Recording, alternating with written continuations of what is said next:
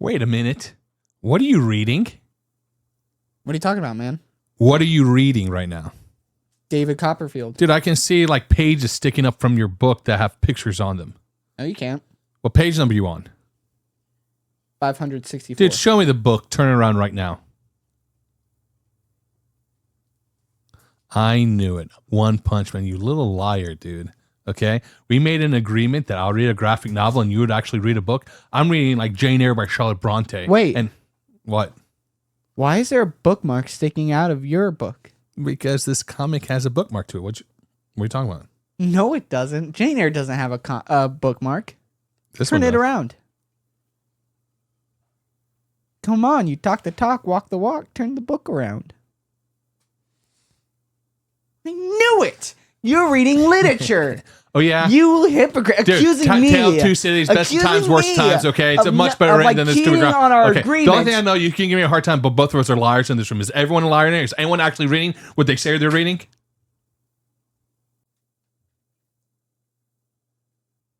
Dude, why did you pick a comic book? Why Superman? He's not even reading it. He's writing in it.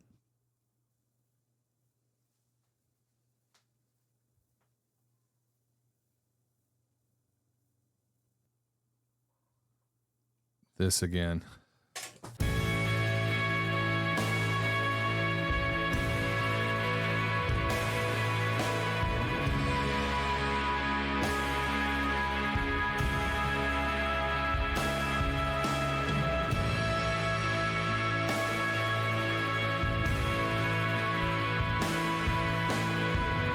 I love the works of Riichiro Oda. I also like the works of Charles Dickens.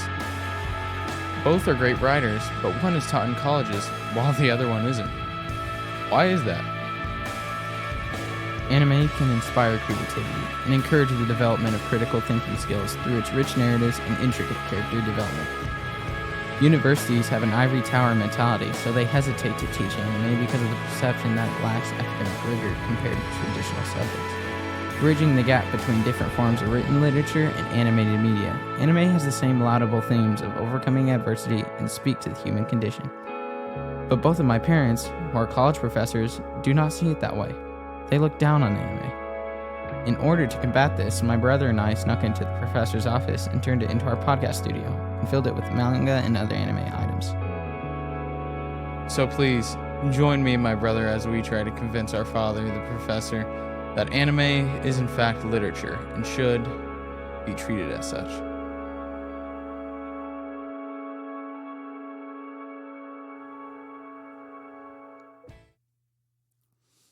Going back to the question of like quality, popularity, equaling quality, I would actually stick to the word quality, for instance, right? Because quality in itself, if you look at the definition, is kind of like the general standard of excellence. But it also has to do with almost like the high social standard of something as well. And if you look at anything within art, I tend to have a little bit of an issue with it because with anything that has any economic value to it, and even kind of like a level of stating what's better, there's always going to be gatekeepers that control it, you know? And so usually it's the gatekeepers that put themselves together in order to put themselves in a position that who determines that quality. But I don't care how good an area of study is, a certain type of painting style may be. It's incredible to me how, if you go and look at some of the modern art that's produced, right? The reason why it's given a sense of value, like a banana that's stapled onto a wall worth $1 million, is because of the gatekeepers out there that see the economy behind it. I forgot the short story, but there's this famous short story about 3 artists who came together and who are really good artists, but no one gives them any kind of recognition. So they're like, you know what will give us recognition? If one of us died, you know? So which one of us is going to die so that then the other can produce their art and make the money off of it? You know what I mean? And that's like kind of like the joke behind it. And so this is the question or the direction that I would kind of like point to. If there is economy behind manga and anime, and if that economy becomes more ubiquitous and more extensive and starts to hit American society, and there's more that can go towards it when it comes to like selling and marketing it, I think the standard of equality and the commentary on manga and on anime will be given a greater sense of kind of like respect to it. literally the other day, and before we get to the podcast, I go to YouTube and see some like anime commentators, and in the comic book industry, right?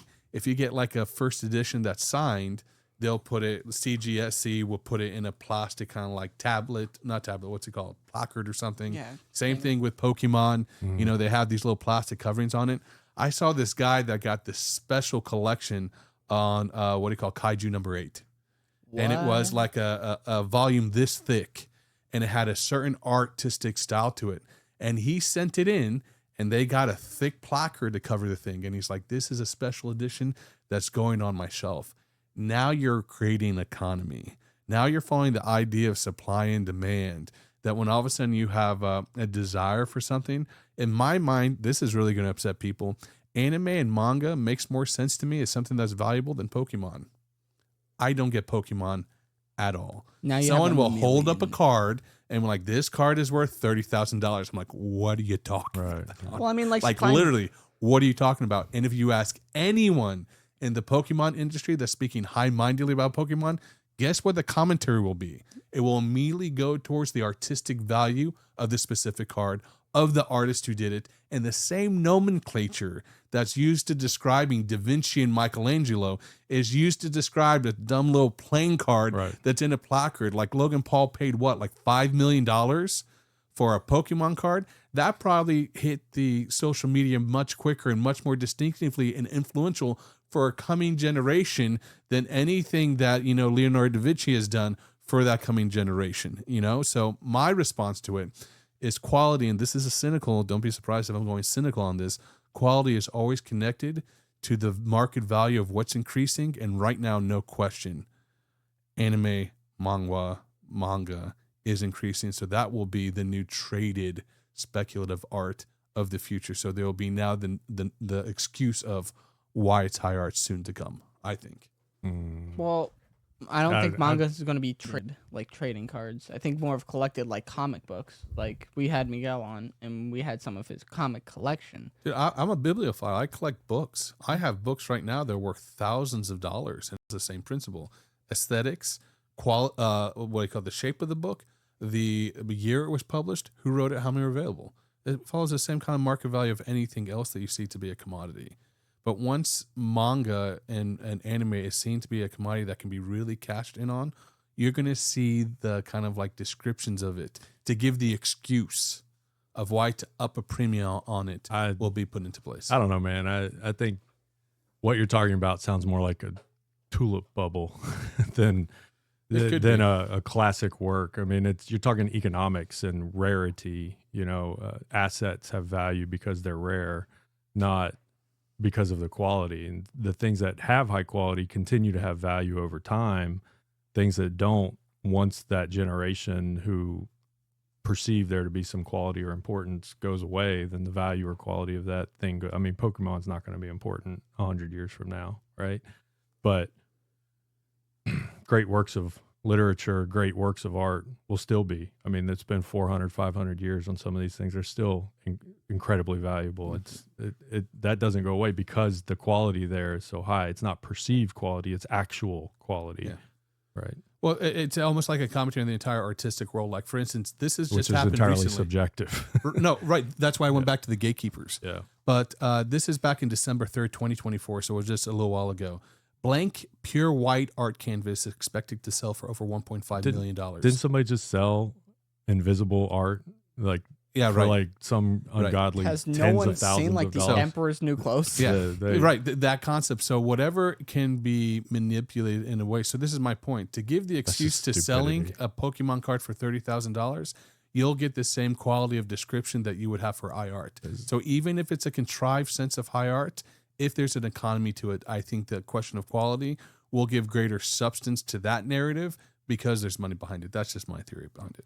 So what I want to ask really quick, when you said that art will still be around hundreds and thousands of years from now, right? Like still hold its significance. Hopefully, yeah. What kind of art are you referring to? Like Mona Lisa, that kind of stuff? Does it have to look pretty? Because I know a few manga panels and manga artists that draw really good. like, will that still hold significance? There's this one manga artist called Araki, and he has paintings and pictures and artworks in the Louvre. And he's a manga artist. He's written JoJo's, which is a very popular anime. I can't stand JoJo's. I know, we'll get to that later topic. But I'm just saying, he's a manga artist, and some of his artwork is in the Louvre. Do you think that would hold significance? And it's not like a separate art thing. It's artwork of his manga. Do you think that would still hold some significance hundreds of years from now? No. So why not? It might hang in whatever the art museum is in Japan, right? It has more cultural relevance, but it's not going to hang in the Louvre over hundreds of years. It is hung in the Louvre. It may be not for now, years, but right? it won't be for hundreds of years, whereas Mona Lisa will still be there, right? Son, I mean, people you're like talking bubble gum, but you can't exist on bubble gum. But even, I just, I'm not going to try to claim that I had all this on top of my head, but so I pulled up a list of sort of great authors or great artists, and, you're talking about like Da Vinci or Rembrandt, Van Gogh, who else? I mean, Vermeer, that's one of my favorite Dutch, very realist people like that. But Andy Warhol was tremendous, and that seems to be waning, like still very valuable and will be always valuable in sort of our culture because it was commentary more than art, but it was a blending of those two. But, Warhol's not going to be hanging in the Louvre 100, 200 years from but now. that line by Warhol is like, what art is? What I can get away with. Right. But like Michelangelo will still be in the Sistine. It'll still be in Rome. It'll still be in the Louvre in France. It'll endure the test he'll of always time. be there. But somebody like Pollock, right, who had a tremendous impact on art in recent history, and it's like you view that and it's like, I don't get it. Or some people see something, but I don't know. Maybe this is conspiracy story stuff, but pretty certain like Pollock was propped up and it's just fake. It was meant to set the communists off, to show them like, you have no idea what art is and freedom and the liberal mindset. And they just threw ungodly amounts of money at it just to confuse our enemies in a political sense. It's just splatter, right? Like, you can enjoy it, but it's not going to be in the Louvre 100 years from now, right? Like it's not going to stand the test of time because it was propped up. It was manufactured. It had a purpose beyond awe-inspiring beauty. I mean, that's biblical beauty inspires awe. It's good at its core, right? And you see it, you have an emotional response to it. Pollock is like a big question mark. Like, it's valuable because everybody else says it's valuable and it's important. And they say that because they were told it's valuable and important by a gatekeeper somewhere. Mm-hmm. And they did that because they had this purpose, right? That purpose, when it's gone, means the value of that art is gone. But Michelangelo is still great, right? The hand of God, the finger touched the creation. I don't know what that's called on the Sistine Chapel. The Sistine Chapel is just like, that'll always be magnificent. Mona Lisa will always capture our intrigue, and Van Gogh or any of the sort of what's it called, impressionists, right? I mean, that blurry vision of an old man losing his sight, and there's still beauty in there, and you can kind of squint and see the frame, and it exists forever. Haystacks, right? Like, there's realism there that you represent. Vermeer, the way they do light, that whole period of art where it's like, how do you paint glass? Like that's true master work.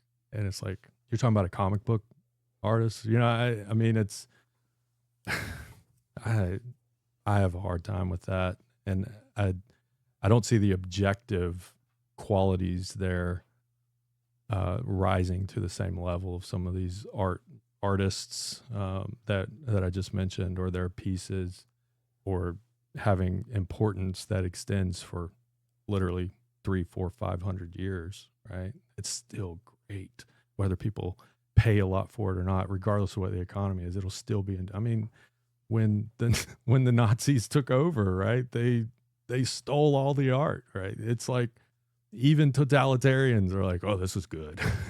These are people who destroyed life. They destroyed economies. They destroyed entire people groups. But they were like, this art, man, this is good. It'll always be good, right? And we're gonna co-opt it and use it as like a reflection of the new 1,000-year reign of the great civilization to come. And it's like, it means something to people all over the place. Some manga might be really important in Japan 100 or 200 years from now. But like in the Louvre, it's a stretch for me now. This is probably like the main question I want to ask, and this is why I'm glad you're here. But what happens is, what I wanted to inquire of you is, do you think manga is like destroying literature? I mean, let's preface by saying I'm not a literary critic or a scholar of literature, so I don't know if I could say that. I would say no. Literature's continued to develop over time. People will continue writing. You have new forms of literature. You have new authors that use old literature, literary styles in new ways, who craft, new ways of presenting information to tell the same old stories. I mean, the stories, the types, the personalities, that's, like I mentioned, that's derivative. It's the Bible, it's Shakespeare, it's mythology. You're retelling, repackaging those in different ways. But not everyone does it to the same degree or to the same level. So is it destroying literature? I mean, in context of what we're talking about here, it's like, well, not all art is high level, high quality, meaningful, impactful, beautiful, right? Whatever descriptive we're putting on it. But there's still art. I mean, comics are still art, right? Comics are also literature of a type, but it's not high. There's no commentary. There's no political message. There's no observation of the human condition, in the way that we think about it, but it's reflective, it's just the new thing. I think though that at some point we were just talking about its growth and its popularity, like the quality of it's getting better and the popularity is by consequence increasing and it's becoming much more global. At some point, a commentary is going to be developed. Someone's going to say, I'm going to use this form as a vehicle for my message. I want to say something important to the world. And this is what's connecting with young people or with society at this moment. So I'm going to employ this. And I'm sure people have done that with comics in the past, important, social commentary. But it's like you take 1984 and turn it into a graphic novel. It wasn't intended to be a graphic novel. It's just, that's the new thing. Okay, well, where's the original new author, artist who's using, and that, maybe I should just, I don't consume that much of it. It's not a thing for me. I'm not interested in it. So maybe that exists and I'm just ignorant of it. But isn't that been the history of literature over the millennia? Right. So what is the current common form? And we use that to communicate some important message. And really good authors use grammar and style and structure and storytelling to get across the message. They do it in interesting ways. I mean, there's a difference between, like a Susan Rice dystopian novel and 1984, like those are very different. They're both dystopian, totalitarian, controlled futures. But I don't read Susan Rice to begin with, but I don't read a Susan Rice novel and go, and this is really saying something important about life. I mean, it's teenage romance crap. It's drivel. I can't stand that stuff. It's terrible. But like 1984, Orwell chose a novel form to make a message, to convey the dangers of totalitarianism and limits on speech and limits on liberty and just all of that. And it's important. And it continues to be important as long as there's threats to liberty. That's an important novel, right? Someone will come along and do something like that. I bet, with anime, a manga, a manhwa, and there's gonna be a commentary, and they're gonna do it really well. And we might look at that and go, this is important, right? So I don't want to exclude. It may have occurred, and I'm just not aware of it.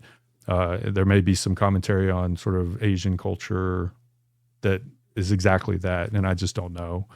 But I would imagine at some point it's a vehicle, it's a tool, and someone's going to use it in the same way that every author has done throughout time immemorial. So is it ruining it? No. I just, we started off with, is it important? Is it good? Is it high art? Is it, all of those things. And I'm not settled in that because of my ignorance of the full scope. You should talk to my son. He's read way more. Maybe he's the next one. Who knows? He's not a literary critic. For me, the question has to be supplemented with context. For instance, there's a difference between saying that if all of a sudden you have manga, anime as a form of consumption, and it can have those messages, those social commentaries, that's fine. The question, though, is if it's destroying literature, and I think it is based off of your question you said before, that more people are consuming it, And when you have this almost kind of like literary capital shift of quality from literature to manga, that's the problem, right? Like, I'll give an example. I don't know where you're going with this, but that seems a little, my mind immediately goes to like yellow journalism is crap, but it didn't keep Melville from writing Moby Dick, right? Like, sure, but is bad literature, is it bad forms of it destroying literature? Well, let's go towards, instead of just quality, let's go from the quality question to then the genre itself. The genre and the presentation and the production of, let's just say the word manga, which is the combination, which you asked earlier, of a visual kind of like representation with narrative as opposed to simply a straight narrative. There are essential pieces to reading narrative literature, just the style of narrative literature, because the position that is against each other is a difference between a visual convenience versus kind of like cognitive labor. Actually, the necessity of reading through a novel and developing your mind in such a way where you're developing your own images, your own kind of interactions with it, your own kind of interpretations with it. And it just seems a little bit more of less of a mental process when you're reading manga, right? Because the visualizations have been provided for you, the context have been provided for you. It is there, it's on the page. And the other thing is, tell me if I'm wrong, for the people who read a ton of manga here, like Nathaniel, you could answer this. What is the progression through a manga series? How long does it take you to get through a book?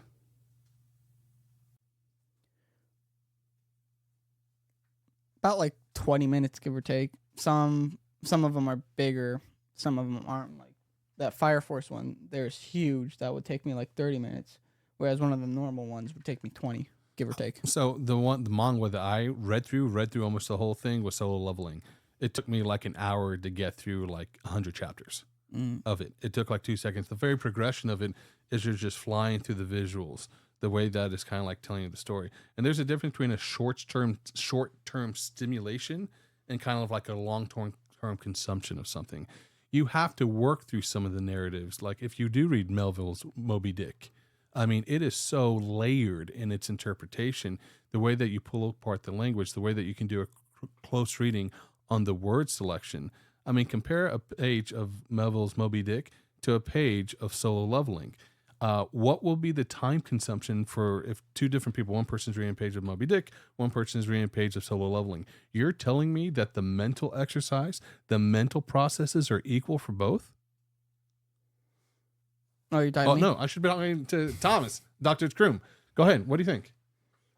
They're not, but I don't understand your conclusion. Right? Are you making the point that because it's short and simple that it's detracting from literature in general? Like that seems insane to me. Like because we have 30-minute episodes on the internet that somehow full-length feature films are no longer quality. Well, once again, I'm going towards the genre, the difference between the visualization versus the narrative. What do you call development? Let me give you another example. Let me give you another example. The first book that ever captured my attention, like I actually read it and was like, wow, was The Hobbit when I was a kid. That was the first real book that I remember reading, and I had a response to. And that's, his shortest, most simple one ever.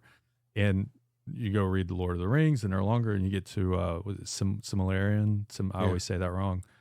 Dude, I can't get through that. There's like pages and pages of descriptions of trees and forests and fields and ages immemorial that are described in minute detail. And it's like, that's impressive. Like he really put some detail in there. And dude, I'm lost. I'm lost in, I can't, in that case, it's like the opposite. The long form version is not better for me. And he, and a lot of people have never heard of that book. They don't know anything about it, and they try to sit down and read it. And it's like, this isn't action. This isn't The Lord of the Rings. This isn't The Hobbit. It's like, oh, it's something different. It's like, did his skill level drop? I mean, is he just that great and I'm a terrible reader?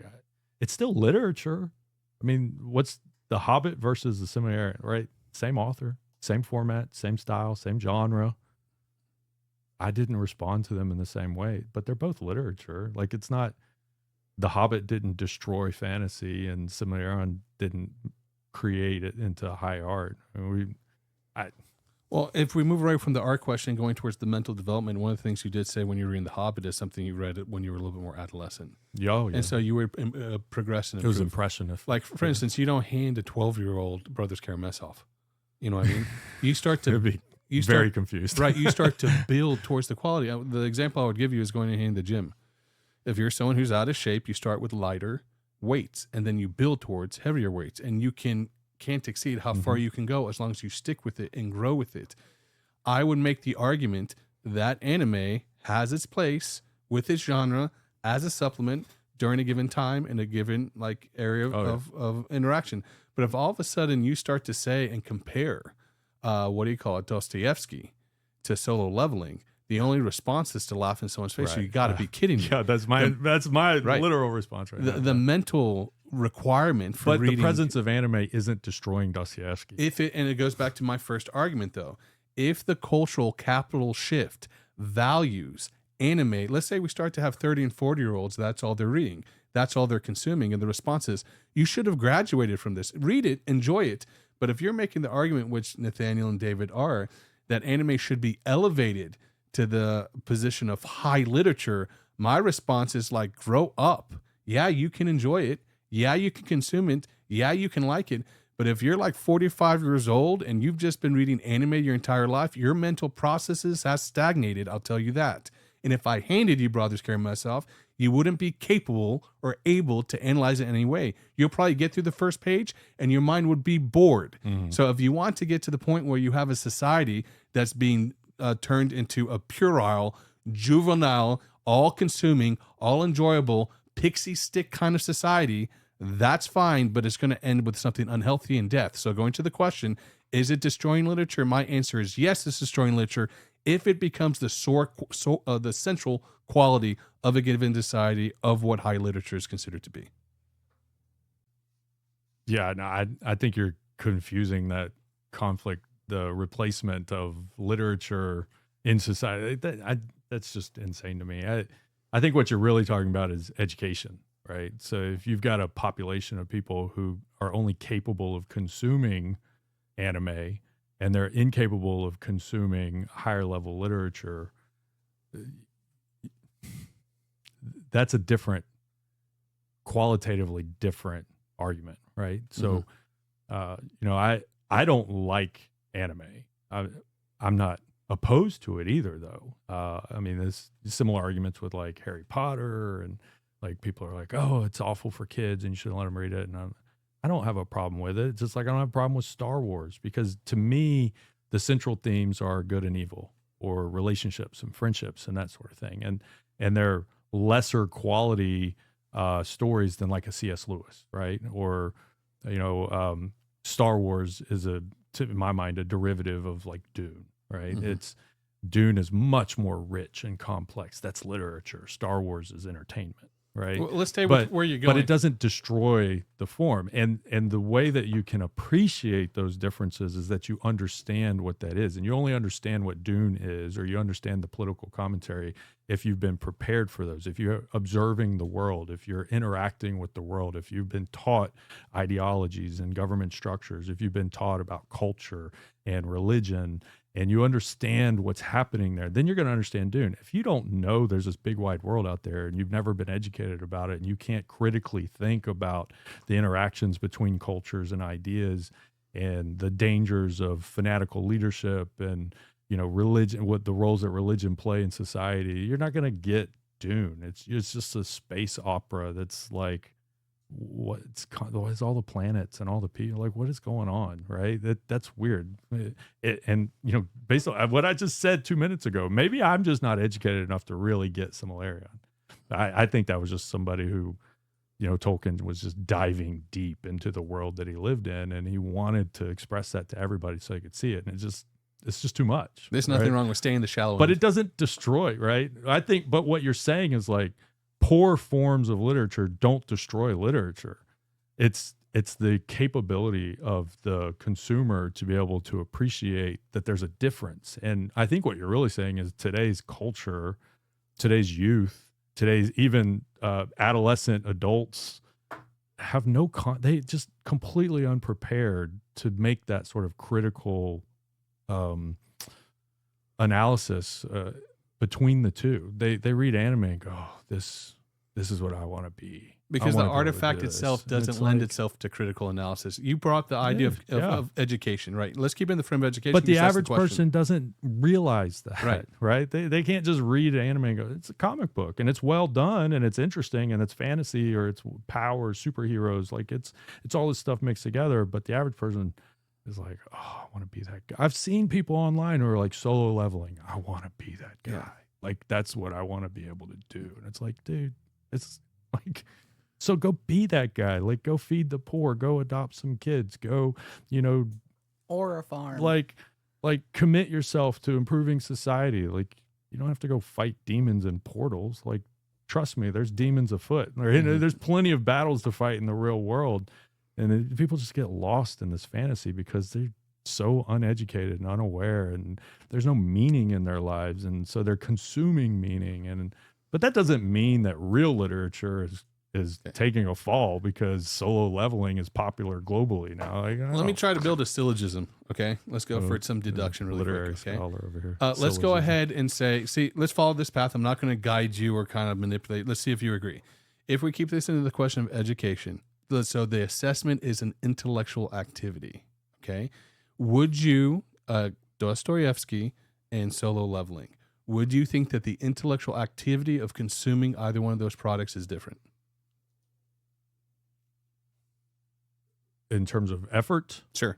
In terms of mental processes, mental effort. Sure. I mean, it requires more effort to read the dense treatments that Dostoevsky has. It takes more cultural awareness to understand this is sort of a Russian cultural background, and it's different. It takes a larger vocabulary to consume great literary works. That requires some education and exposure to words and experience reading.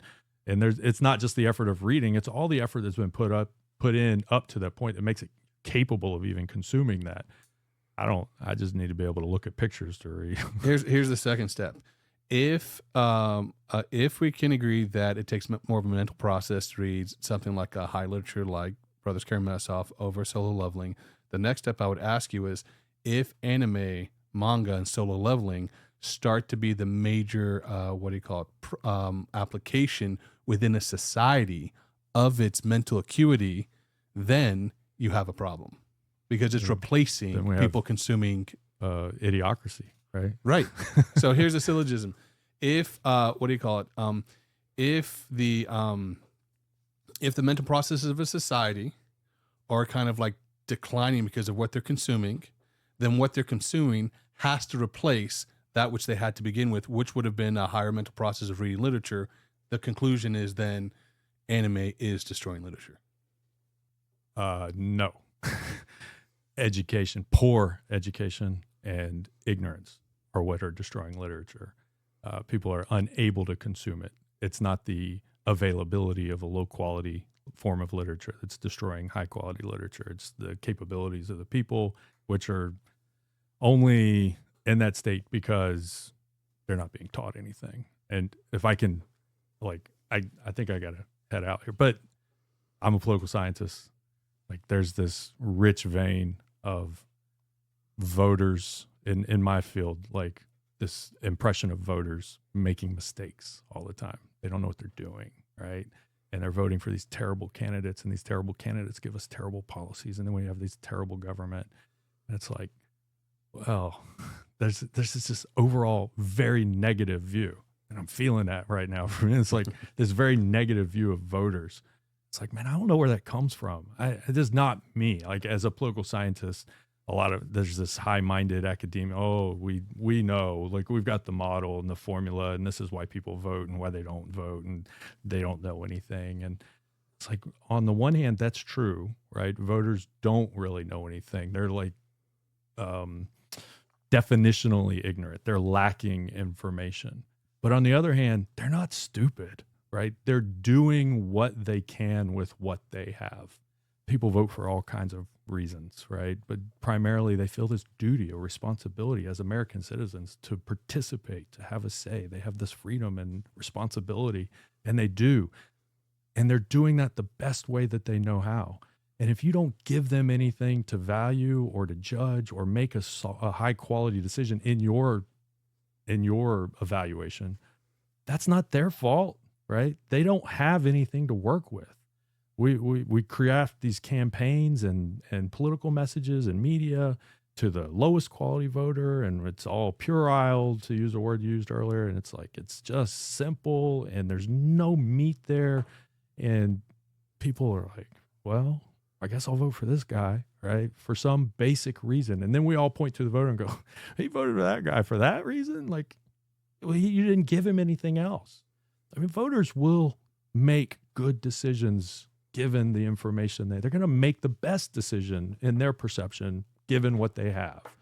And I just see a corollary here. It's like, if that's all they have to read, then, and they're only prepared to read that, and they can't consume the higher level stuff because you haven't taught them how, you haven't told them why it's important, you haven't shown them how to do the analysis, then they won't. They're going to do what's available to them. And they'll do it the best that they can. I mean, I love the independence of the voter and the American spirit. And people vote all kinds of different ways, and they're literally doing the best they can. But if you don't like what they're doing, if you don't like the way they vote, if you don't like what they're reading, and you're mad because people are choosing manga over higher forms of literature, then do a better job of teaching people how to consume higher forms of literature. Do a better job of exploring and exposing them to those forms of literature and all the foundational pieces that lead them to that, and the structure and the end analysis and why these concepts are important and how they've written these things. Like, do that when they're kids, like adopt a more classical form of education, expose them to more mature ideas as children. Expect that of them, and they'll give it back to you. But it's not because anime exists that we don't read, great Russian authors. there's like, they don't read it because we don't expect them to. We don't ask them to. We don't tell them it's important. We don't give them the skill set to read it. Maybe this is just personal observation. I think it's intentional, right? So I respectfully disagree. Like, anime is not destroying literature. It's education. It's institutions. It's culture, and it's elites, and there's a purpose there.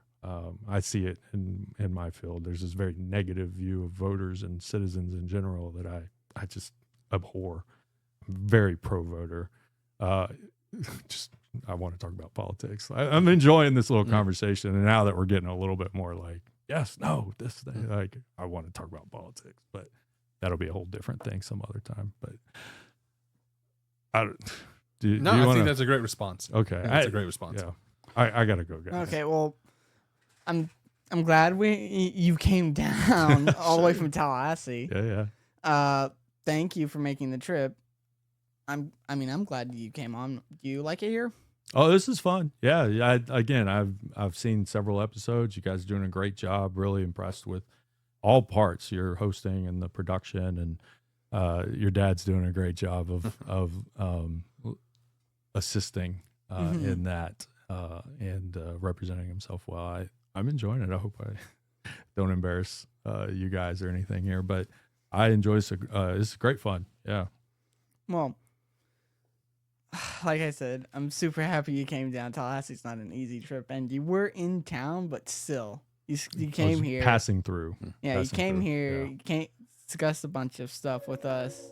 You made some really interesting points. You did too, but Thank you, Nathaniel. As a side note. But that's Dad. Yeah. No. Yeah, wherever Dr. Krim goes, he elevates the conversation. So I appreciate you being here. I praise. Thank you. Thank you for the invitation. Thank you guys so much for checking out my channel. I hope you enjoyed the conversation. If you want to see more content like this, hit the subscribe button, like, and share the video for more. And if you want to see more videos like this, hit the notification bell for more videos when they're uploaded. And so we can show our father that anime is worth his time.